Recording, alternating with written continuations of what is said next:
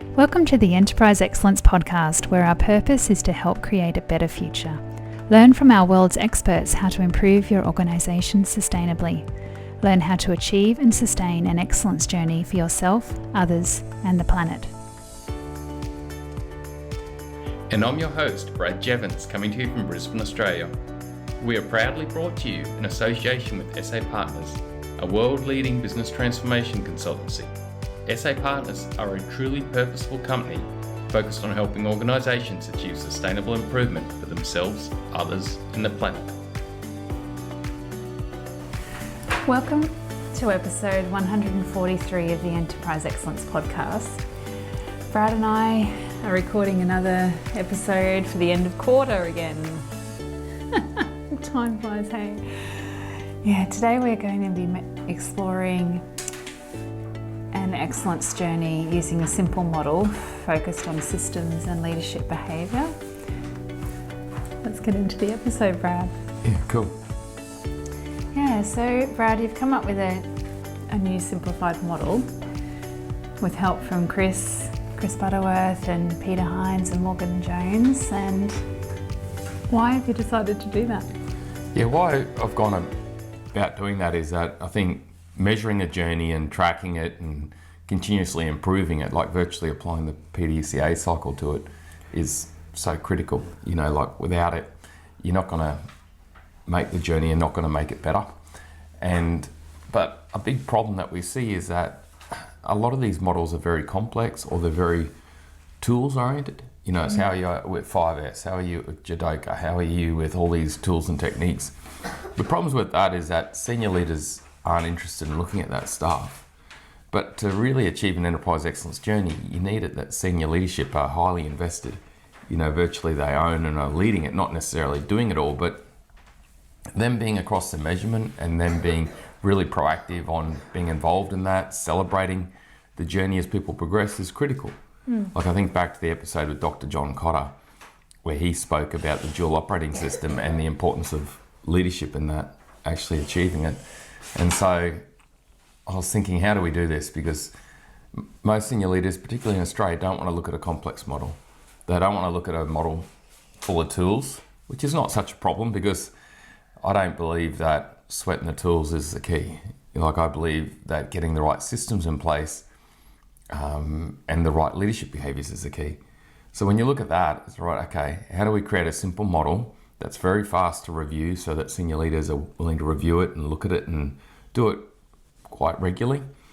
And how do we make it actually cover the critical stuff that does create a culture of continuous improvement, that does create a culture of innovation and high performance and execution and strategy execution and cultural improvement? And so then when I was looking at that, I was like, who can I involve?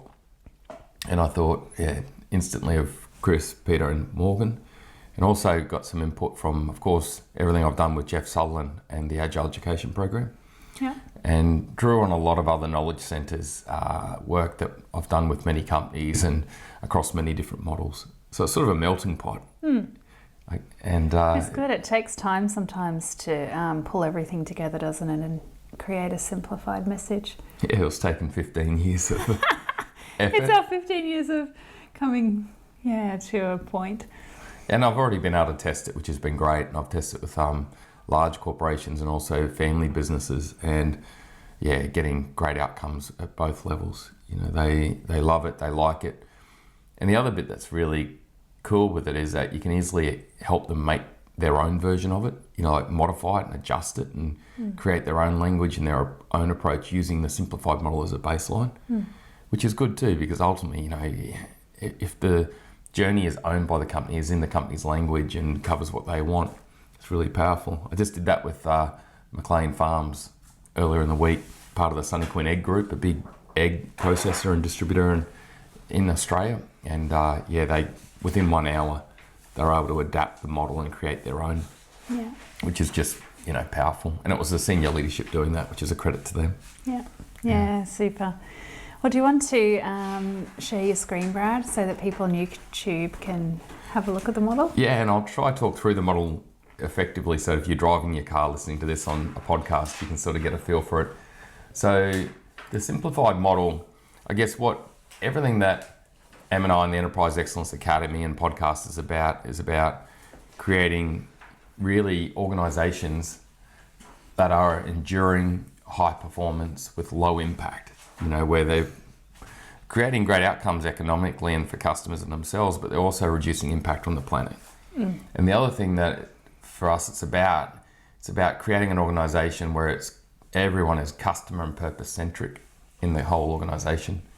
They're highly motivated, highly focused strategically and culturally, connected from executive to front line. They're focused and calm, also being able to execute in a calm way, continuously improving and innovating at all levels. It's part of the culture.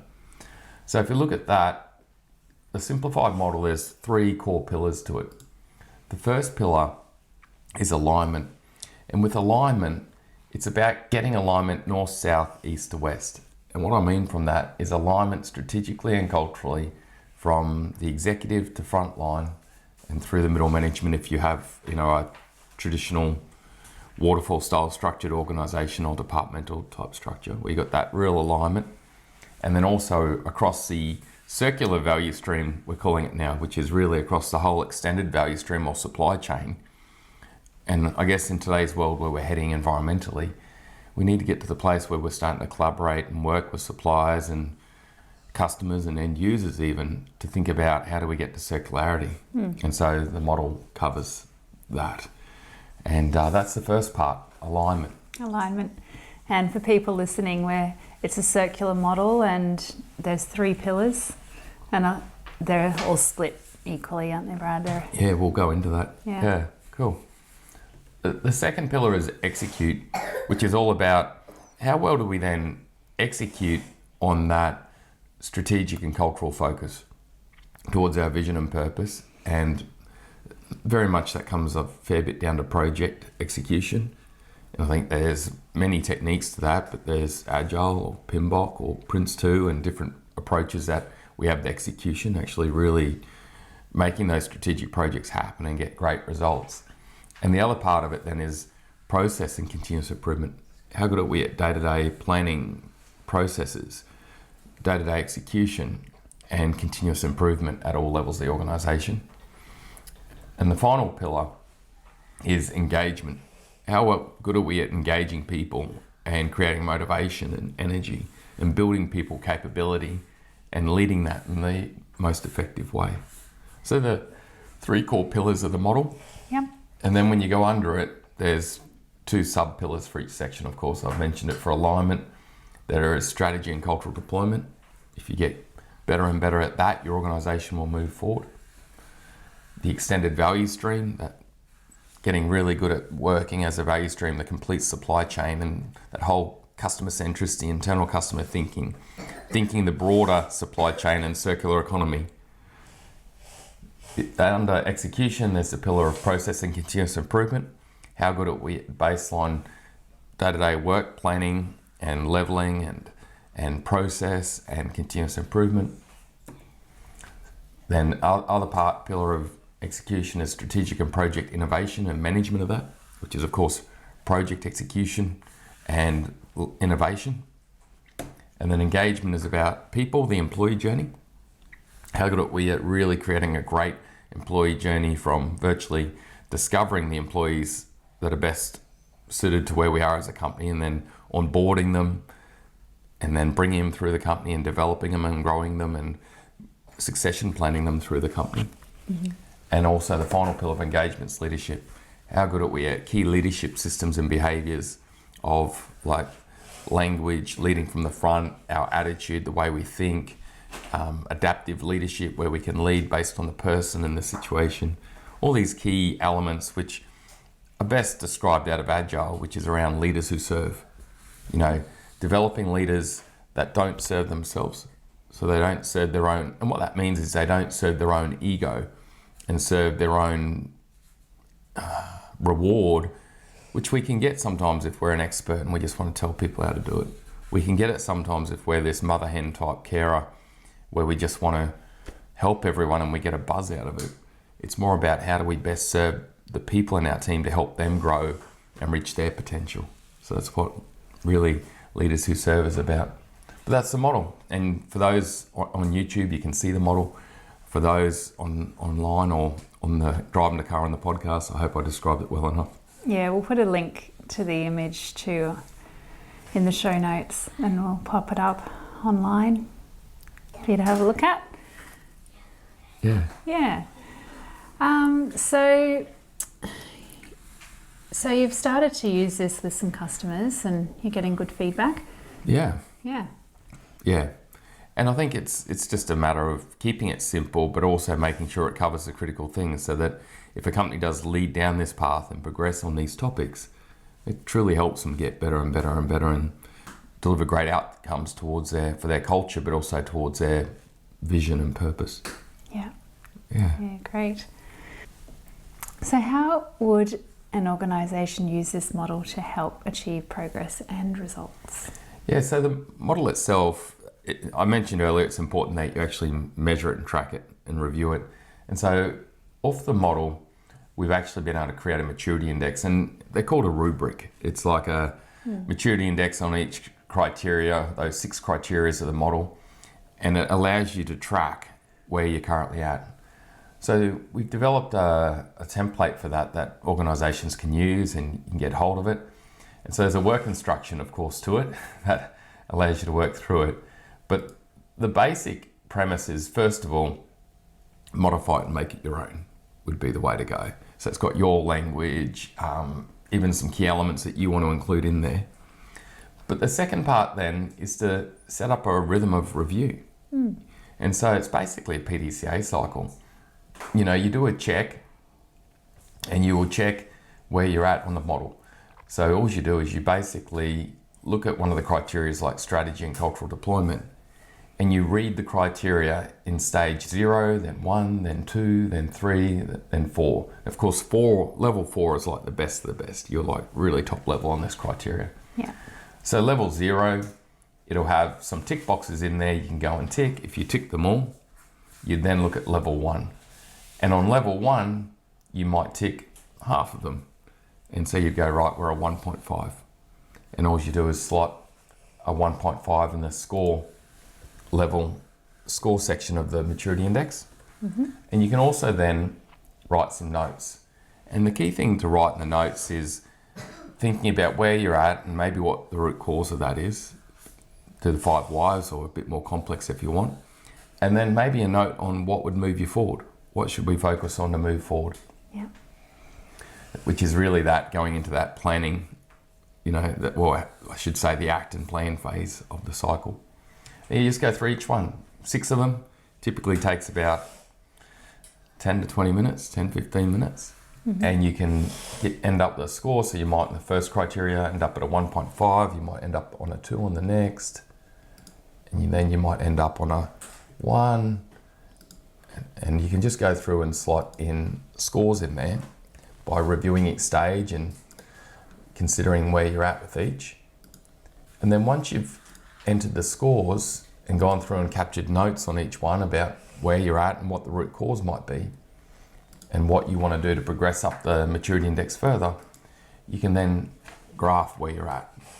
So that graph actually provides you a score. So the score is like a percentage out of the whole rubric. If you were 100% maturity, you'd be 4 out of 4 for everything. If whatever you score, you'll be a percentage of that. So I've just put in a rough score here for those on YouTube, and you can see it's 36%.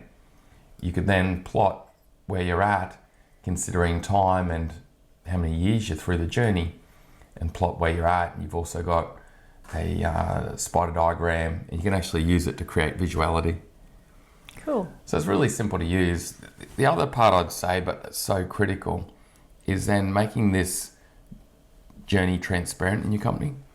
So you can use this maturity index to track the whole company. Like a leadership team can explore it and average it across the whole company. But it can also be used to explore individual teams. And I've seen some great systems where companies have created like a swim lane for each team, and they plot it like a running race of people moving up the maturity index in their teams, and you make that visual in the workplace. I think I saw a good one once at Airbus where they used Lego to create this big visuality using Lego on the wall. And I think the other factor to consider, which is in the work instruction of this template, is to celebrate it and recognize it. Like, I think we've had a number of key people on the show talking about humans and change, and motivation's critical. And that whole piece of making it transparent so you don't forget about it, you keep focused on it, celebrating it like crazy, and really recognizing people and teams as they progress, and all the whole company. And the final thing I'd say is integrating it to strategy and your project cycle. Like, if it's all integrated and it just works and it becomes a seamless thing, it's not something else you're doing, it's just part of what we do day in, day out. Yeah, great. Wow, it's really cool.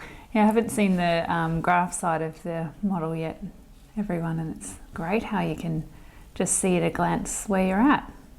Really good. So what are the results that organisations have seen over the years? Yeah, well, I think out of Agile, there's been some of the best studies done on this type of approach, and, you know, with Agile deployments. In the top level companies, who might get up to around 70 to 80 percentile, you know, they're about top level, they're nearly getting to that 100%, which can take years. They're getting about 10 times the performance, 10x, so 1,000% gain, you know, which is huge. So they're 10x on their critical measures, and that could, it doesn't matter what it is, it's whatever your measures are. It could be safety, could be diversity, could be environmental impact reduction, could be productivity you're chasing. You know, through that, creating that culture of continuous improvement and innovation, you can crank up some massive figures. But typically what happens is you get a rapid increase over 2 to 3 years. So from 2 to 3 years, you can go from 10% maturity or 15% where you are, and you can get up to about 50% maturity. And you're talking 3 to 5 times X improvement there, 3X to 5X, which is still dramatic from where companies are currently at now. Yes. And then it becomes a bit more of a slow burn to get up towards 100%, of course. So there you're talking a lot more years of work and effort, but still, you're getting dramatic results as you do it. There's a whole topic we can do, which is on sustaining it. There's many other aspects you got to do to make sure it doesn't stop, because most companies do it well for 2 to 3 years and then stop, and it actually goes backward. It doesn't stay at that same level. It actually declines. So the trick is to keep it going and truly get up to that 10x performance and that top level maturity. You've got to keep measuring it. You've got to keep celebrating it. You've got to keep focus on it. Otherwise it will decline. The old law of entropy. Anything that doesn't have energy applied to it in this world will go backwards. Yeah, great, Brad. So what would be your enterprise excellence 2-minute tip? I think if you truly want to make your company great, like many of our best companies in the world have done, I think you definitely need to create some sort of maturity index to track your transformation and track your improvement, and create some tangible way to celebrate and recognize people and everything that we've spoken about. So what I'd say is get hold of a maturity index. I'd say don't get hung up on the tools, because the tools will happen. If you get the systems and the leadership and the people factors really going, and then make it your own. So that it's then got your language in it, your approach, you've modified it with key elements that you also want in there, and then set up a system to review it. And off of that review, you know, plan your adaptation, you know, get that PDCA cycle going. But most importantly, make the journey transparent across the organisation, and celebrate and recognise progress, and make it fun, make it enjoyable, and I think you'll achieve great things. And that'd be my tip. Great. So have you got a recent insight? I think the recent insight for me was I never thought we could simplify it so much, you know, and I never thought I'd get the feedback on it from legends in this world like Dr. Peter Hines and Chris Butterworth and Dr. Morgan Jones. Like, I wasn't expecting the positive feedback. Also, Michael Bremmer's reviewed it. You know, I just didn't expect it. So I think that's the real proud point for me and insight, because I think we've been able to create something that's simple that could really help companies go forward, and senior leadership having the desire to actually monitor and track and celebrate, because it's easy and it's not all tools-based stuff that they see as below them, which is rightfully so. It's actually the higher level stuff that truly will transform a company. And I think it's given us a system to truly help companies create a better future. So live our purpose, which is good. Yeah, perfect. The next phase, I think, down the track will be to take this online so that people can do it anywhere, anytime, and get insights from that. So that's our backlog for the coming part of the year, and so we'll definitely get there we'll definitely get there, everyone, where you can easily get to this online and, you know, analyze it and review it. But at the moment, just reach out and we'll get it to you, and you can use it to help create a better future in your organisation. Yeah, perfect. So yeah, just give Brad a call or an email, and if you're interested, we'll put a photo, we'll put an image online so people can get a visual of it. Yeah, we'll put it up online, the visual of it, and if you see it and you like it, reach out and we're totally happy to hand over the editable version, and you can start to actually create your own journey in your organisation and move forward. Yeah. You know, I guess for M&I, for us, it's just about create that better future. We're not about holding anything back from anyone. It's just about sharing and truly helping organisations move forward. And so just reach out if you want it. We'll get it to you and help you move forward. Super. Yeah, thanks, Sam. Thanks, Brad. Yeah, cheers. See you later. Bye, everyone. Bye, everyone. Bye.